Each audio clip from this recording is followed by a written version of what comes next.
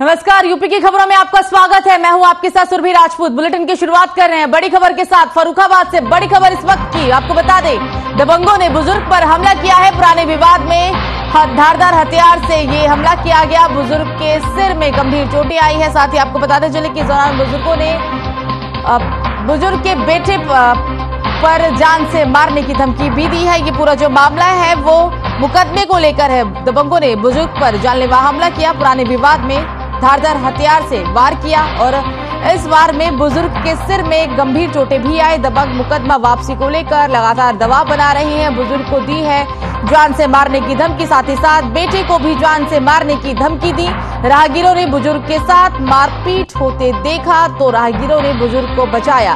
दबंग धमकी देते हुए मौके से फरार हो गए। ये पूरा मामला फर्रुखाबाद के कायमगंज कोतवाली क्षेत्र के अलहादातपुर गांव का बताया जा रहा है। बड़ी खबर इस वक्त की आपकी टीवी स्क्रीन पर आपको बता दें, फर्रुखाबाद से सामने आ रही है। दबंगों के हौसले किस कदर बुलंद है कि बीच बाजार में ही एक दबंगों ने बुजुर्ग के साथ जमकर मारपीट की है, साथ में जान से मारने की बेटे को धमकी भी दी है। कहना है जो खबरें सामने निकल कर आ रही है उसके मुताबिक पुराने विवाद में ये हमले की खबर है और मुकदमा वापस करने को ही लेकर दबंग जो है वो बुजुर्ग पर दबाव बना रहे हैं। ये हम आपको तस्वीर बुजुर्ग की दिखा रहे हैं। सर में काफी गंभीर चोटें आई हैं, हालांकि अब इलाज के लिए अस्पताल में भर्ती करा दिया गया है। आरोप है कि दबंग मुकदमा वापस लेने के लिए दबाव बना रहे हैं और ये भी बात सामने आई है कि इन दबंगों ने बुजुर्ग के बेटे को भी जान से मारने की धमकी दी है।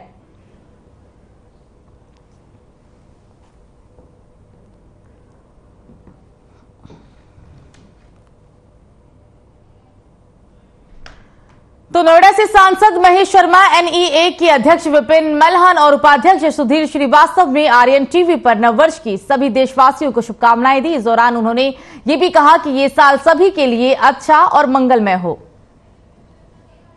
नववर्ष की शुभकामनाएं आपके चैनल के माध्यम से मैं अपने क्षेत्रवासियों, अपने गौतम बुद्ध नगर वासियों और देशवासियों को साथ शुभकामनाएं नववर्ष की।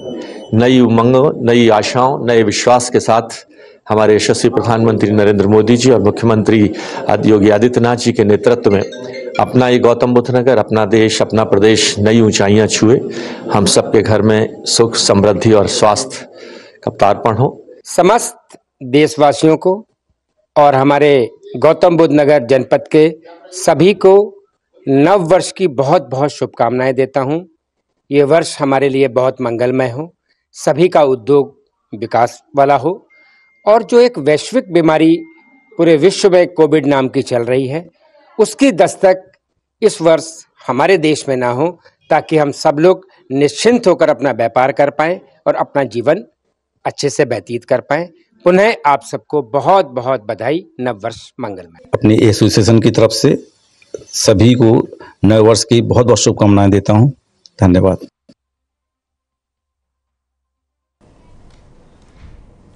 तो खबर बाराबंकी से, जहां Aryan TV national news channel को ऊंचाइयों तक पहुंचाने के लिए लोगों ने शुभकामनाएं दी। इस दौरान प्रदेश सरकार के खाद्य एवं रसद विभाग मंत्री सतीश चंद्र शर्मा, एमएलसी अंगद कुमार सिंह ने भी नववर्ष पर Aryan TV national news channel और उनके दर्शकों को नववर्ष की हार्दिक शुभकामनाएं दी।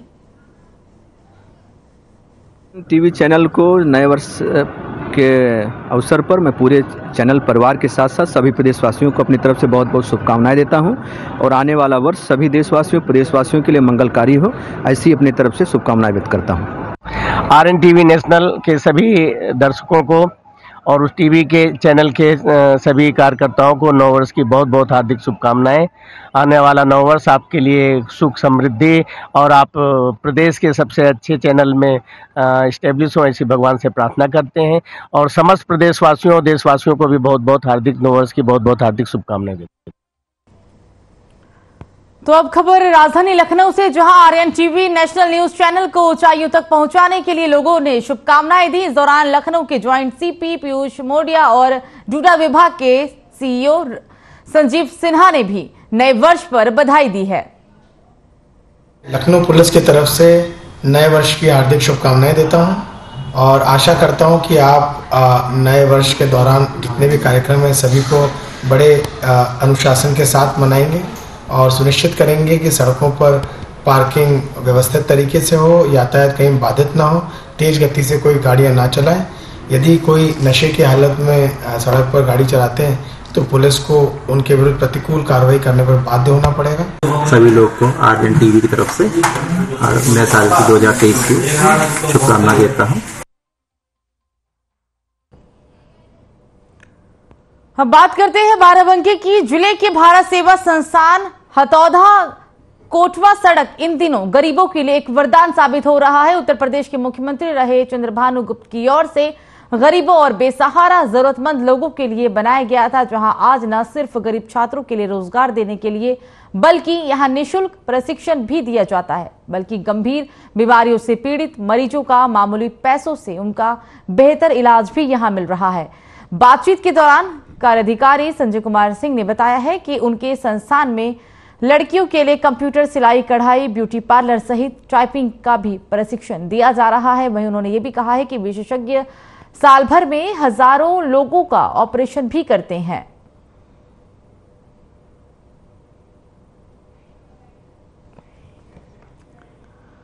तो आपको बता दें कि यहां पर एक अच्छी पहल कह सकते हैं, क्योंकि बाराबंकी जिले के भारत सेवा संस्थान हथौदा कोटवा सड़क इन दिनों गरीबों के लिए एक वरदान साबित हुआ है, क्योंकि उत्तर प्रदेश के मुख्यमंत्री रहे चंद्रभानु गुप्त की ओर से गरीबों और बेसहारा जरूरतमंद लोगों के लिए इसे बनाया गया था, जो सिर्फ आज गरीब के लिए न बल्कि छात्रों के लिए एक रोजगार देने में अहम भूमिका निभा रहा है। और यहाँ पर निःशुल्क प्रशिक्षण भी दिया जाता है और गंभीर बीमारियों से पीड़ित मरीजों का मामूली पैसों में ही बेहतर इलाज हो जाता है।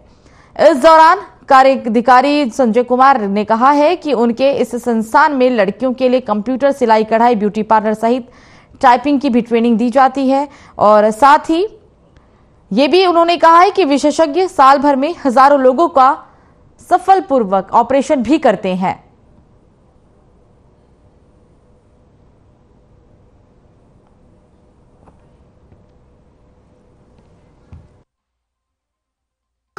साल में लगभग 1200 के आसपास ऑपरेशन हो जाता है। यहाँ किस तरह के लोग, क्या क्षेत्रीय लोग या कहीं के भी लोग आके सेवा ले सकते हैं? दूर दूर से आते हैं और जिले से बाहर के भी लोग यहाँ पे आते हैं, सुविधा का लाभ लेते हैं।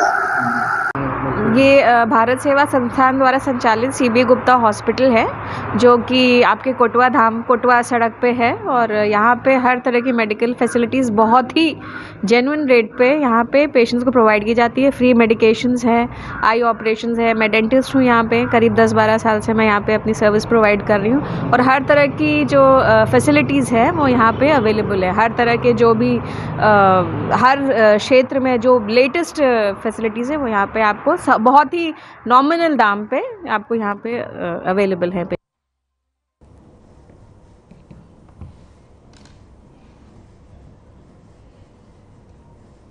तो वहीं बरेली वरिष्ठ पुलिस अधीक्षक Akhilesh Kumar Chaurasia IPS RR 2009 police उप महानिरीक्षक पद पर पदोन्नत किया गया। अपर पुलिस महानिदेशक बरेली जोन बरेली व पुलिस महानिरीक्षक बरेली परिक्षेत्र रैंक प्रतीक लगाकर बधाई भी दी और उज्जवल भविष्य की कामना भी की गई।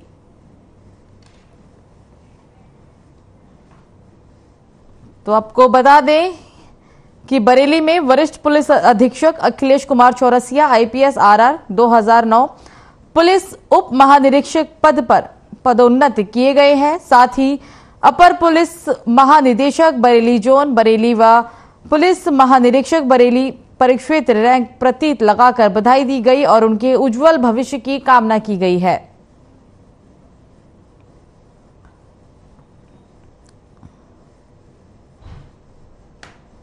तो SSP को पदोन्नति मिली, उप महानिरीक्षक पद पर उन्हें पदोन्नत हुए हैं और रैंक प्रतीक लगाकर बधाई भी दी गई है। ये पूरी खबर आपको बरेली से बता रहे हैं। बरेली में वरिष्ठ पुलिस अधीक्षक Akhilesh Kumar Chaurasia IPS RR 2009 police उप महानिरीक्षक पद पर पदोन्नत किए गए हैं।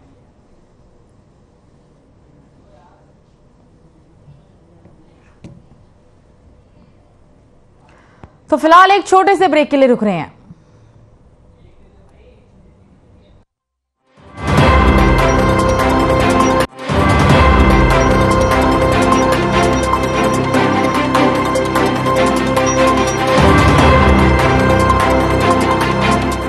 अपने नगरवासियों का आभार व्यक्त करना चाहूँगी और स्वच्छ सर्वेक्षण 2023 में अपने नगर को प्रथम लाने में जिस तरह से अभी तक सहयोग किए हैं वैसे ही सहयोग करें। स्वच्छता ऐप के माध्यम से फीडबैक दें और कोई भी शिकायत हो सफाई से संबंधित तो 1533 पर रजिस्टर करा सकते हैं, जिससे हम शिकायतों का त्वरित निस्तारण भी कर रहे हैं। पर्सनल मेरा फ़ोन नंबर भी लोगों को पता है, जगह जगह लिखा हुआ है और हर वार्ड में एक सफाई नायक सुपरवाइजर है जो इन चीज़ों पे नज़र बनाए हुए हैं। आप डोर टू डोर कलेक्शन में सहयोग करें, कहीं कूड़ा कचरा ना फेंकें, पॉलिथीन का प्रयोग कम करें और स्वच्छ सर्वेक्षण में अपने शहर को नंबर 1 लाने में हम अपना सहयोग दें। मैं बीना सिंह, ईओ नगर पालिका परिषद अकबरपुर। मैं आप RNTV नेशनल के माध्यम से सभी नगरवासियों को नववर्ष की हार्दिक शुभकामनाएं देती हूं और ये आशा करती हूं कि जैसे पूर्व के साल में आपका सहयोग रहा है स्वच्छता के क्षेत्र में, वैसे ही आने वाले साल में भी आप स्वच्छता के क्षेत्र में हमारा सहयोग करेंगे और स्वच्छ सर्वेक्षण 2023 में शहर को नंबर 1 लाने में अपना सहयोग देंगे। कहीं भी कूड़ा कचरा नहीं फेंकेंगे, पॉलिथीन का प्रयोग नहीं करेंगे, डोर टू डोर कलेक्शन को सहयोग करेंगे और अपना यूजर चार्ज समय से पे करेंगे। सम्मानित नगरवासियों, मैं जिला समन्वयक सत्यप्रकाश मिश्रा सर्वप्रथम आप सभी को बहुत बहुत हार्दिक धन्यवाद ज्ञापित करना चाहता हूं, क्योंकि हमारे नगर पालिका परिषद अकबरपुर ने GVP रिमूवल अभियान के तहत पुरस्कार प्राप्त किया, जो कि नगर निकाय निदेशालय द्वारा दिया गया है। यह बहुत ही हम लोगों के लिए गर्व का विषय और हर्ष का विषय है और आप लोगों को मैं ये संदेश देना चाहूँगा कि विगत वर्षों के बाद इस वर्ष भी हमारा स्वच्छ सर्वेक्षण 2023 प्रारंभ हो गया है। इसमें हमें आप लोगों से सहयोग की अपेक्षा है और आप लोग हमेशा सहयोग करते हैं, मैं जानता भी हूँ, तो आप लोग इस रूप में सहयोग कर सकते हैं। सबसे पहले आप सभी जो मोबाइल यूजर्स हैं अपने मोबाइल में स्वच्छता ऐप डाउनलोड कर लें, जो कि गूगल प्ले स्टोर में जा कर के MOHUA टाइप करेंगे और इसको डाउनलोड कर लेंगे। इससे क्या होगा, हमारे आसपास की स्वच्छता, कहीं भी कोई गंदगी रहती है तो आप इसकी फ़ोटो क्लिक करके भेज सकते हैं। दूसरी चीज़, हमारे नगर विकास का टोल फ्री नंबर है 1533 इस पे नगर निकाय संबंधित किसी भी समस्या का निराकरण आप प्राप्त कर सकते हैं। इस पे ज़्यादा से ज़्यादा आप लोग कॉल कीजिए। तीसरी चीज़, अब इस समय हमारा स्वच्छ सर्वेक्षण प्रारंभ हो गया है और सिटीजन फीडबैक के लिए हमारे क्या कहते हैं नगर पालिका कर्मी यदि आपके पास जाते हैं तो आप उनका सहयोग इस प्रकार से कीजिए, अपना मोबाइल नंबर दे दीजिए और जो OTP आती है उसको दे दीजिए, तो फीडबैक करने में आप मददगार साबित होंगे। तो इन्हीं सभी सहयोग की आपसे अपेक्षा है और अपने आसपास आप लोग अपनी सफाई बनाए रखेंगे, साफ सफाई बनाए रखेंगे, आपका सामाजिक उत्तरदायित्व है, क्योंकि स्वच्छता ही सेवा है कहा भी गया है। तो इन्हीं सब बातों के साथ मैं आशा करता हूँ कि आप हमें लगातार सहयोग करेंगे और कर भी रहे हैं। धन्यवाद। वर्तमान समय में हम लोग नगर पंचायत में स्वच्छ सर्वेक्षण 2022 का कार्य प्राथमिकता के तौर पे कर रहे हैं, जिसमें हम लोग वार्डवार डोर टू डोर कूड़ा कलेक्शन, इसके साथ साथ सफाई व्यवस्था और कूड़ा सेग्रीगेशन का कार्य आदि किया जाता है। जितने भी हमारे नगर पंचायत में गार्बेज पॉइंट हैं उनको विशेष तौर पे साफ कराया जाता है, उनको डेवलप किया जाता है कि भविष्य में फिर वहाँ पे इस तरह से कूड़े की डंपिंग ना की जाए। डोर टू डोर कूड़ा कलेक्शन के अंतर्गत हम लोगों ने घरों पे डस्टबिनों का भी वितरण किया है और हमारे यहाँ वार्ड में रिक्शे से ट्राली के द्वारा डोर टू डोर कूड़ा कलेक्शन किया जाता है।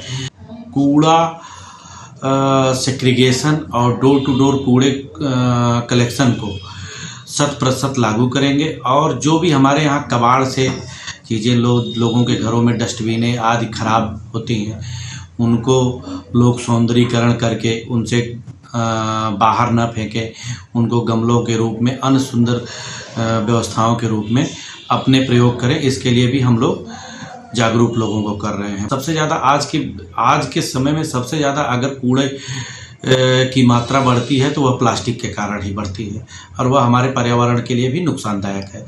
इसी के क्रम में हम लोगों ने अपने सभी शौचालयों को व्यवस्थित किया है, उनकी साफ सफाई, उनकी रंगाई पुताई, उनके पे मूलभूत जो आवश्यक सुविधाएं होती हैं सभी को देने का प्रयास किया है। कंपोस्टिंग पिट बनाने के उसमें वे क्रम में आगे भी बढ़ रहे हैं। गीले कूड़े के द्वारा हम लोग खाद का निर्माण करके समाज को एक तरह से जागरूक कर सके कि वो लोग गीले कूड़े को खुले में न फेंकें और जो हमारे नगर पंचायत के द्वारा जो भी पीटें बनाई गई हैं उसमें डालें और उसमें से जो भी खाद निकलती है उसका प्रयोग लोग अपने घरों में ले जा कर के कर सकते हैं। इस साल का सबसे बड़ा संदेश तो यही है कि अगर हम सफाई व्यवस्था सुचारू रूप से रखेंगे तो हमारा पर्यावरण भी स्वस्थ होगा, हम भी स्वस्थ होंगे। सम्मानित नगरवासियों, मैं जिला समन्वयक सत्यप्रकाश मिश्रा सर्वप्रथम आप सभी को बहुत बहुत हार्दिक धन्यवाद ज्ञापित करना चाहता हूं, क्योंकि हमारे नगर पालिका परिषद अकबरपुर ने GVP रिमूवल अभियान के तहत पुरस्कार प्राप्त किया, जो कि नगर निकाय निदेशालय द्वारा दिया गया है। यह बहुत ही हम लोगों के लिए गर्व का विषय और हर्ष का विषय है। और आप लोगों को मैं ये संदेश देना चाहूँगा कि विगत वर्षों के बाद इस वर्ष भी हमारा स्वच्छ सर्वेक्षण 2023 प्रारंभ हो गया है। इसमें हमें आप लोगों से सहयोग की अपेक्षा है और आप लोग हमेशा सहयोग करते हैं, मैं जानता भी हूँ। तो आप लोग इस रूप में सहयोग कर सकते हैं। सबसे पहले आप सभी जो मोबाइल यूजर्स हैं अपने मोबाइल में स्वच्छता ऐप डाउनलोड कर लें, जो कि गूगल प्ले स्टोर में जा कर के YMOHUA टाइप करेंगे और इसको डाउनलोड कर लेंगे। इससे क्या होगा, हमारे आसपास की स्वच्छता, कहीं भी कोई गंदगी रहती है तो आप इसकी फ़ोटो क्लिक करके भेज सकते हैं। दूसरी चीज़, हमारे नगर विकास का टोल फ्री नंबर है 1533 इस पे नगर निकाय संबंधी किसी भी समस्या का निराकरण आप प्राप्त कर सकते हैं। इस पे ज़्यादा से ज़्यादा आप लोग कॉल कीजिए। तीसरी चीज़, अब इस समय हमारा स्वच्छ सर्वेक्षण प्रारंभ हो गया है और सिटीजन फीडबैक के लिए हमारे क्या कहते हैं नगर पालिका कर्मी यदि आपके पास जाते हैं तो आप उनका सहयोग इस प्रकार से कीजिए, अपना मोबाइल नंबर दे दीजिए और जो OTP आती है उसको दे दीजिए, तो फीडबैक करने में आप मददगार साबित होंगे। तो इन्हीं सभी सहयोग की आपसे अपेक्षा है और अपने आसपास आप लोग अपनी सफाई बनाए रखेंगे, साफ सफाई बनाई रखेंगे। आपका सामाजिक उत्तरदायित्व है, क्योंकि स्वच्छता ही सेवा है कहा भी गया है। तो इन्हीं सब बातों के साथ मैं आशा करता हूँ कि आप हमें लगातार सहयोग करेंगे और कर भी रहे हैं। धन्यवाद।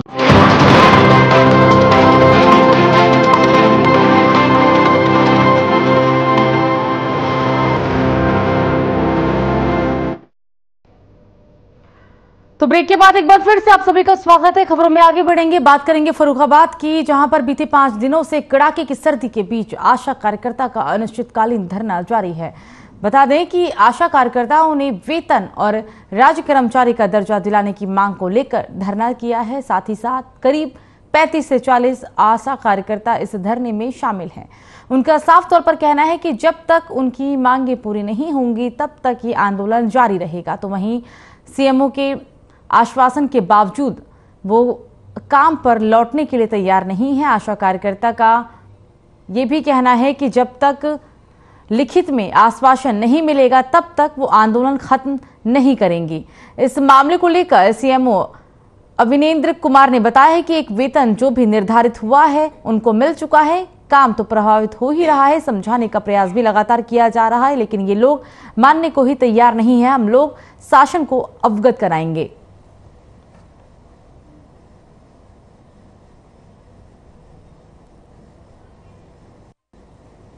तो फर्रुखाबाद से ये खबर आपको बता रहे हैं, जहां बीते 5 दिनों से कड़ाके की सर्दी के बीच आशा कार्यकर्ता अनिश्चितकालीन धरने पर बैठे हुए हैं। कार्यकर्ताओं ने वेतन और राज्य कर्मचारी का दर्जा दिलाने की मांग को लेकर धरना दिया है और करीब इस धरना प्रदर्शन में 35 से 40 आशा कार्यकर्ता शामिल हैं। उनका साफ तौर पर कहना है कि जब तक उनकी मांगे पूरी नहीं की जाती तब तक उनका ये आंदोलन खत्म नहीं होगा।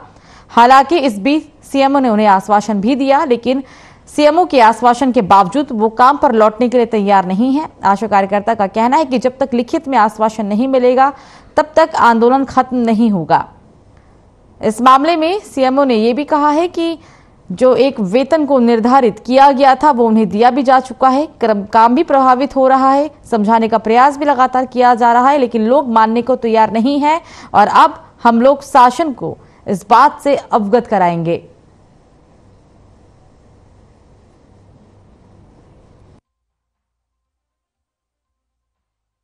धरने बैठी हुई हैं, कितने दिन से बैठी? 4 दिन हो गए। क्यों बैठी हुई हैं? वेतन की मांग कर रहे हैं।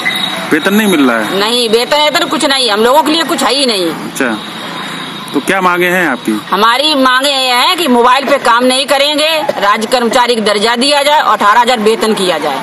और ये जो है डिसाइड स्टेट करेगा, हमारे हाथ में नहीं है इनको। और दूसरा, जहाँ तक कहना मुझे, इनका भुगतान जो है हमने पूरा कर दिया है, भुगतान की कोई इशू नहीं है, बस ये परमानेंट होने की मांग कर रहे हैं। इसमें चिन्हित किया जाए किस क्षेत्र की आशा है, किसके अंडर में, उसके ऊपर कार्रवाई की जाएगी। सर, हम यहाँ धरने पे बैठे हैं, हम लोगों से अनलिमिटेड काम लिए जाते हैं। जो काम है वो तो लिए ही जाता है, जो हम लोगों का काम नहीं है वो भी लिया जाता है। मर्जी हो, जितने टाइम फोन कर दो उसी टाइम छोड़ के काम घर से निकल जाना है, कि मतलब उनका काम पूरा करके देना है। लेकिन जब हम लोग अपने पैसों की बात करते हैं तो हमेशा यही कहा जाता है कि आ जाएगा आ जाएगा, और जब भी आता है तो टुकड़ों में आता है। वो उसका अभी ऐसा नहीं हुआ, वो अभी उसका वो नहीं हो पाया है, तो पता ही नहीं चलता सर हमें किस बात का पैसा कब मिला।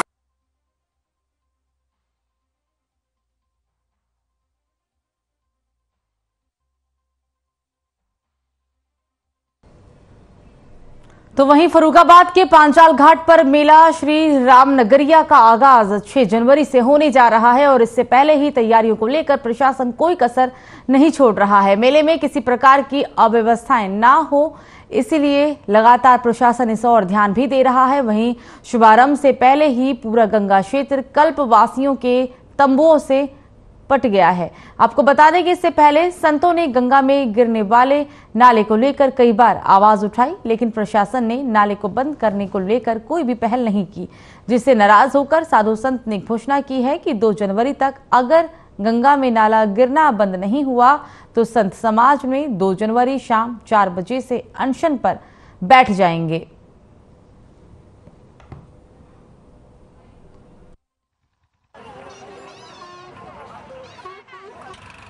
आज कई दिन हो गए हैं मेला रामनगरिया में। साधु संत व कल्पवास कम से कम 60% तो इस मेला रामनगरिया में प्रवेश कर चुके हैं और रावटियां भी लग गई हैं और एक तरफ गंदे नाला भी चल रहे हैं।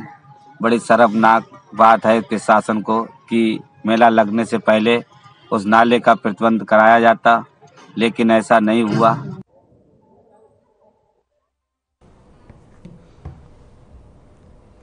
तो सोनभद्र पुलिस अधीक्षक की ओर से रामगढ़ में ठंड से बचाव के लिए गरीब और असहाय लोगों को कंबल का वितरण किया गया है, जिसमें मुख्य संयोजक बाबा भिखारी भिक्षुक रमाशंकर बाबा, इसके अलावा पुलिस अधीक्षक ने लोगों को कंबल व मिष्ठान का वितरण किया। आपको बता दें कि इस दौरान पुलिस अधीक्षक स्थानीय लोगों से बातचीत करते हुए उनकी मूल बातों के बारे में जानकारी ली, साथ ही हर संभव समाधान करे जाने की गारंटी भी की है। साथ ही साथ अतिरिक्त स्थानीय लोगों को बच्चों की शिक्षा पर विशेष ध्यान देते हुए उन्हें अच्छी शिक्षा उपलब्ध कराने के लिए प्रेरित किया है, जिससे कि उन्हें भविष्य में रोजगार के अवसर मिल सकते हैं।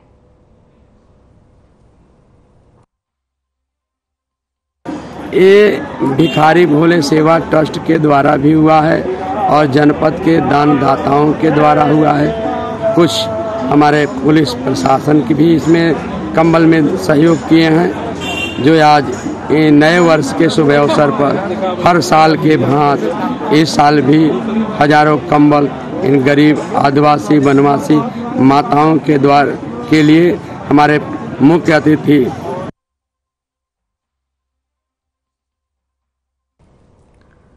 तो फिलहाल खबरों में मुझे दीजिए इजाजत। नमस्कार।